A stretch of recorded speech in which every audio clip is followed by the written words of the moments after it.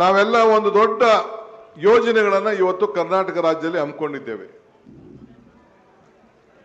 ಕಾವೇರಿ ಜಲಾನಯ ಪ್ರದೇಶಕ್ಕೆ ಸುಮಾರು 2,000ಕ್ಕೂ ಹೆಚ್ಚು ಕೋಟಿ ರೂಪಾಯಿ ಈ ವರ್ಷ ಅನುದಾನಗಳನ್ನ ನಮ್ಮ ಸಭೆಯಲ್ಲಿ ಮುಖ್ಯಮಂತ್ರಿಗಳು ನಾವೆಲ್ಲ ಕೂತ್ಕೊಂಡು ಮುಂಜಾಗ್ರತೆಯನ್ನು ಮಾಡಿದ್ದೇವೆ.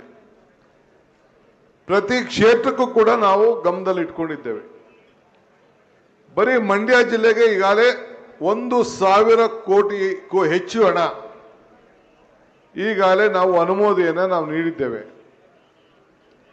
ಫೈನಾನ್ಷಿಯಲ್ ಡಿಸಿಪ್ಲಿನ್ಗೋಸ್ಕರ ನಮ್ಮ ಆರ್ಥಿಕ ಇಲಾಖೆಯವರು ಹಂತ ಹಂತವಾಗಿ ಒಂದೊಂದೇ ಬಿಡುಗಡೆಯನ್ನ ಮಾಡ್ತಾರೆ.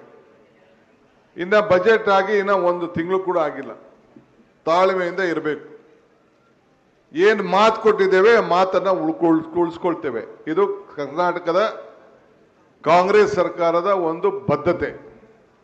ನಾವೆಲ್ಲ ಒಂದು ದೊಡ್ಡ ಯೋಜನೆಗಳನ್ನು ಇವತ್ತು ಕರ್ನಾಟಕ ರಾಜ್ಯದಲ್ಲಿ ಹಮ್ಮಿಕೊಂಡಿದ್ದೇವೆ. ಕಾವೇರಿ ಜಲಾನಯ ಪ್ರದೇಶಕ್ಕೆ ಸುಮಾರು 2,000ಕ್ಕೂ ಹೆಚ್ಚು ಕೋಟಿ ರೂಪಾಯಿ ಈ ವರ್ಷ ಅನುದಾನಗಳನ್ನ ನಮ್ಮ ಸಭೆಯಲ್ಲಿ ಮುಖ್ಯಮಂತ್ರಿಗಳು ನಾವೆಲ್ಲ ಕೂತ್ಕೊಂಡು ಮುಂಜಾಗ್ರತೆಯನ್ನು ಮಾಡಿದ್ದೇವೆ.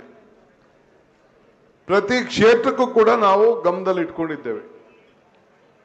ಬರೀ ಮಂಡ್ಯ ಜಿಲ್ಲೆಗೆ ಈಗಾಗಲೇ 1,000 ಕೋಟಿಗೂ ಹೆಚ್ಚು ಹಣ ಈಗಾಗಲೇ ನಾವು ಅನುಮೋದನೆಯನ್ನು ನಾವು ನೀಡಿದ್ದೇವೆ.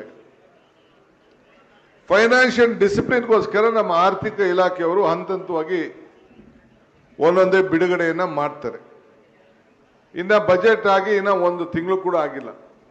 ತಾಳ್ಮೆಯಿಂದ ಇರಬೇಕು. ಏನು ಮಾತು ಕೊಟ್ಟಿದ್ದೇವೆ ಮಾತನ್ನ ಉಳಿಸ್ಕೊಳ್ತೇವೆ. ಇದು ಕರ್ನಾಟಕದ ಕಾಂಗ್ರೆಸ್ ಸರ್ಕಾರದ ಒಂದು ಬದ್ಧತೆ.